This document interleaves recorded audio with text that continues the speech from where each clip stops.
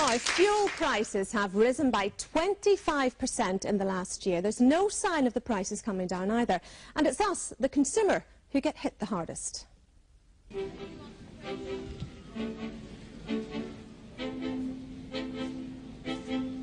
It seems every time we open the purse strings, the price of fuel has gone up. We're hit with a triple whammy at the petrol pumps when we fill up the tank, at home with heating oil, and the food we buy at the shops. In Northern Ireland, consumers have got lower incomes than the rest of the United Kingdom. And what we know is that those people that are having to pay more of their wages and their income on the essentials of oil, electricity, food, rent, mortgages and so on are really going to get hit bad. But what is quite noticeable about the issue at the moment is that this isn't just affecting vulnerable consumers, this is affecting Mr. and Mrs. Average. We've heard of the whole idea of having a credit crunch. We can see everybody now being hit by the consumer crunch. But it's not just consumers feeling the pressure. Small businesses who rely on fuel, such as farming, have seen their costs soar. On a day-to-day basis, the farmer, when he's out there working, his major concerns at present are the fuel costs, fertiliser costs and feed costs. We can't produce food without burning fuel along the way somewhere. Now, we will try and use as little as possible to produce that food, but people have to understand if the cost of production go up, whether it be fuel, feed, fertiliser or other costs, then the price of the raw material going out at the farm gate must increase. And it's not just the farm gate price that's rising. Getting food to the shops relies on a fuel-dependent distribution system. And again, times are tough. We've had to speak to some of our customers in outlying towns and ask them can they cope with twice-a-week delivery instead of maybe 3 times a week delivery. And also we've spoken to key suppliers and asked them can they increase the efficiency of deliveries by the like of backloading, where they'll share distribution with, we don't want empty lorries coming back from England or empty lorries coming back from the south of Ireland. So wherever you look, the news is not good.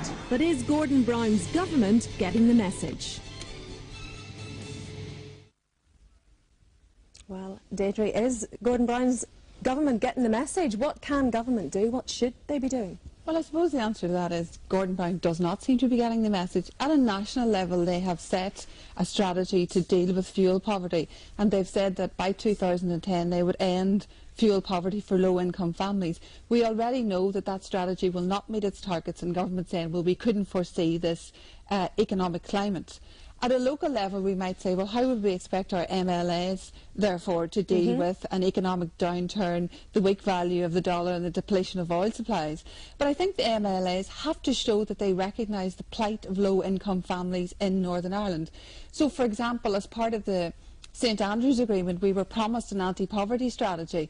That anti-poverty strategy has not materialised. It doesn't look like it's on the horizon, and that would be an important step to recognising the difficulties faced by families.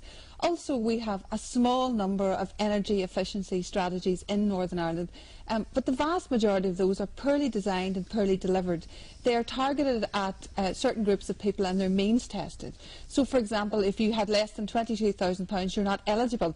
And as we know from research, many people who are suffering from fuel poverty are owner-occupiers who may be property rich, but they're cash poor. Yes, indeed, Jerry. I mean, you agree with that, obviously. I mean, it's not fair that we should all be taxed the same, no matter what our incomes are. No, and I think that's going to probably cost Gordon Brown his job, that decision to tax everybody, to do away with the 10 pence tax.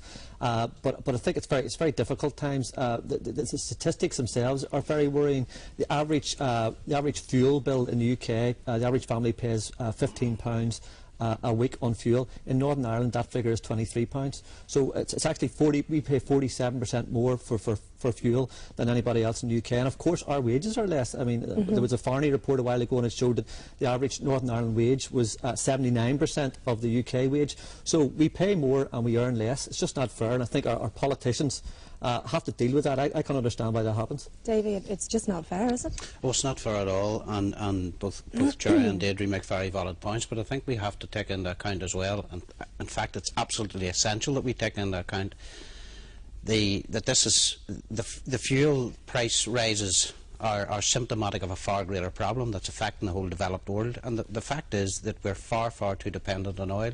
There's hardly any aspect of our lives that doesn't depend to a large extent on oil. And, you know, it's depleting resource, and not only is it a depleting resource, but demand for that resource is getting bigger. So oil prices will not come down, they'll only go up. And if we don't soon, within the developed world, develop something to take oil's place or to supplement it, then we are going to be in big difficulties. And as well as that, the developing world, don't forget, is shortly going to include China and India. Indeed. So there will be even greater demand on what is a depleting resource. So, you know, we have big problems ahead of us. Terry, any solutions you can think of? Oh yeah, I personally spend my entire weekend, every weekend, making my own briquettes. I know this sounds pathetic, but if you read a lot of newspapers, you got a lot of waste paper, you can make your own fuel. Now, I know this is not something most people want to do, but the notion that there is a fairness or an unfairness is unrealistic. Oil prices are going to keep going up, and the more we use of that fuel, the more we're contributing to precisely the environmental damage that we should not be. I believe that your report earlier was wrong in one respect. It said there was no good news. Yes, there is. In the short term, there's bad news. In the long term, there's very good news, because behaviour is going to change. Nothing changes behaviour as much as the price of fuel. You heard one of your people talking about deliveries only twice a week instead of 3 times a week. I believe you will have a lot of people, for example, deciding and persuading their bosses to let them work at home one day a week. All of that is long-term good news. I think it's that fair. People are going to suffer. I think families are going to have to make a decision. Are they going to, this winter, are going to pay for heat or pay for food? And I think it's unfair that people have to do that. Last week, Gordon Brown said it was an extra £1 billion for Northern Ireland. I would love to see some of that money being put into making our fuel a lot cheaper for the winter to come. So I just think it's okay looking at the bigger picture and saying we'll have to find an alternative to these fossil fuels, but people need help. Okay, thank you, panel. We'll leave it there for a moment. Of course, we have our great invited studio guest audience here tonight. Louise Doherty, your company has predicted that by September, as Terry referred to, that there is going to be another hike, yet another hike. We have. We think, well, originally we said that we thought that unleaded in some parts of the UK would hit £1.50 litre by the end of the year. But in light of the oil price rises that we've had and several other factors, we've actually brought that forward to September now. And where did you get this from? Where did you get this information from? Well, if you look at the prices that we've had over the last year, we've had probably just over a 20 pence per litre rise in the last year. The other things that we factored into it are the supply issues that we've had. I mean, Grangemouth is one of the supply issues closer to home, you know, and whether that actually has a direct effect or whether the threat of it had an effect, you know, that's the kind of thing we factor into it. And like I said, oil price rises. Donald O'Connor, you have been predicting, your company has been predicting this for quite some time now. Yeah, I've been in the oil industry over 20 years and in that time seen a lot of change, but nothing just like what's been happening of recent days. Almost 18 months ago we set up a new co, which was an internet-based business called valueoils.com, and the idea behind that was to strip out a lot of the overhead, the operating overhead from our business or the typical traditional oil distribution business, and to be able to pass on some of those benefits to the consumer in the form of better prices. It's relative. It's a very tight business that we're in, a very tight margin business, very competitive, particularly in Northern Ireland. However, I think that in a very short space of time, we've somewhere in the order of 10,000 registered users, and that speaks for itself. But I have to agree that, you know, it's very tough times for the consumer at the moment. You're facing rising food costs, diesel prices, across the board. Every little bit helps, and we believe that we're doing our bit for the Northern Ireland consumer. David Blevins, yes, there you are there. Is there anything then these big oil companies can be doing then to help the consumer? Well, oil always gets bad press. Davey alluded to it there. The oil companies, all energy sources are under pressure. All energy sources are based on the availability and the cost of crude oil, which is traded internationally. I think the point Donald's alluding to, distributors locally have no control over the wholesale cost. It is the major oil companies. They buy on a daily basis, and the price has been steadily increasing over the last 6 to 8 months. They have no control over that. They provide a competitive service. It's a very tight margin business, and they do their best in the circumstances. As a responsible industry, we've offered PayPoint, budget payment plans, bank direct debits. We're trying our best to service and try and help the consumer. We would urge them to service their boilers, look at maximising loft insulation, cavity wall insulation, to try and use the oil they do buy more efficiently. But the bottom line has to be that it's a depleting resource, and we have to start looking at alternative alternative means. There is a depleted resource, but that's oil, gas, the whole lot. It's not just oil.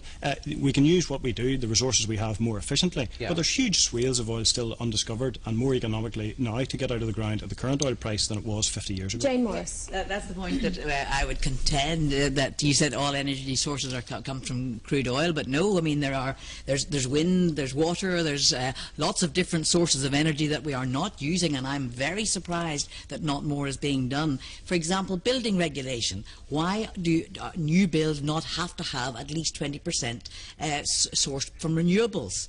Solar energy, for example. There's so much we could do to reduce our dependency, and it is not being done. I think that's a very fair point. And the technology is not available to do that. Why not? That's a valid point. My point about fossil fuels are linked to the crude oil price. That was my point. Everybody blames oil. Declan, can I bring Declan? Yet undiscovered? Sorry, David, just one second. Declan, these high prices, surely we should be using less. Are they not a good enough reason for us to be using less? Well, high prices will reduce people's use, but as you say, it's unfair that poor people then get burdened with that.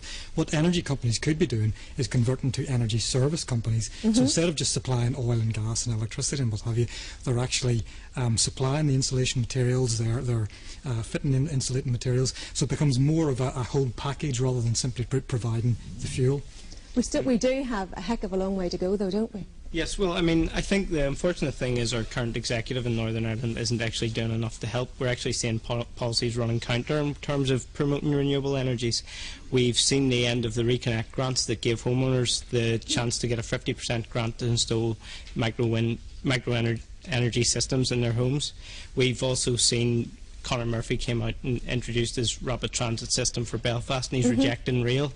Now that's because of the short-term costs would be much higher for a rail system than they would be for a bus system. But with the rising prices of fuel, people eventually won't be able to afford the buses. We've maybe only got 50 years of oil left. We need to start investing in the alternatives now so that we have a long-term solution. Michael, yes, of course, the whole issue then of renewable energy.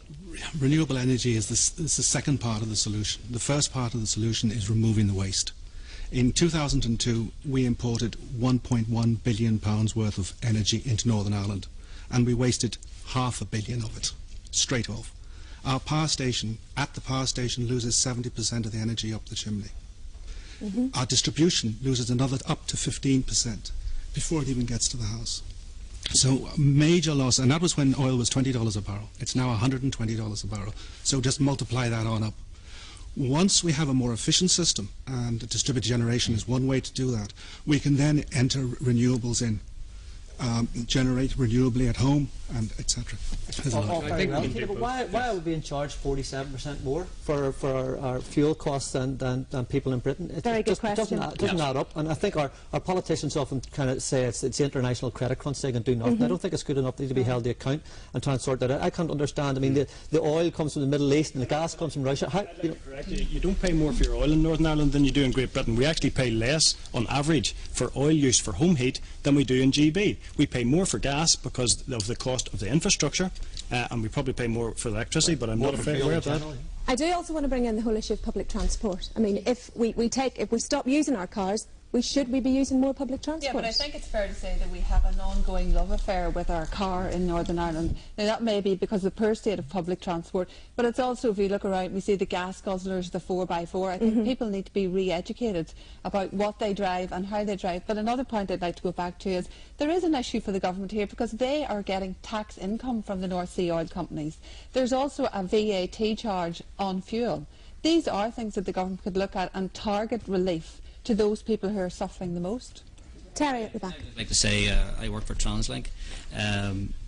We're going up and down the A2 every day, and each car only has maybe only one person in it. So, you know, how many people here came tonight and doubled up in cars? You know, all these, this gentleman over here said about bus car doors and all that were put in. We can't get up and down because cars parked in them, lorries parked in them. So people, if we could get the right infrastructure to get all those particular places cleared for us, we'd be able to get in and out then out of Belfast a lot Carmel quicker. Hannah, briefly. Well, just as an Assembly member, we have a responsibility for the less well-off, that they can stay warm in their homes. We have to have heat about 10 months of the year. We have warm home schemes. We have a fuel poverty interdepartmental group. We have that responsibility, but it's much bigger. It's about regulation. Some people are making huge amounts of money because India and China need it. The government takes 70% in tax. Western world need to get together on all the renewable energies and put some of the money into Carmel that. Hannah, for the moment, thank you very much indeed. Well, of course, the debate about fuel prices will go on and on. And Mark, you have the latest texts and emails for us. I do indeed. Thank you, Tina. Lots of you contacting us with your thoughts on fuel and oil prices this evening. This one anonymous text: I would like to find another source to heat my home other than oil, but the housing association home I live in has no other system available. Robert from Derry says, I have never had a car and I manage well on the bus and on my bike. Get out of your cars, I say. Thank you, Robert. Sean from Fermanagh: when I was young, we all went to the bog and we had cheap fuel, so it's back to the bog, I suppose. Thank you very much indeed for that, Sean. Please continue to email and text the programme. The number and cost details are on the screen. Tina, back to you.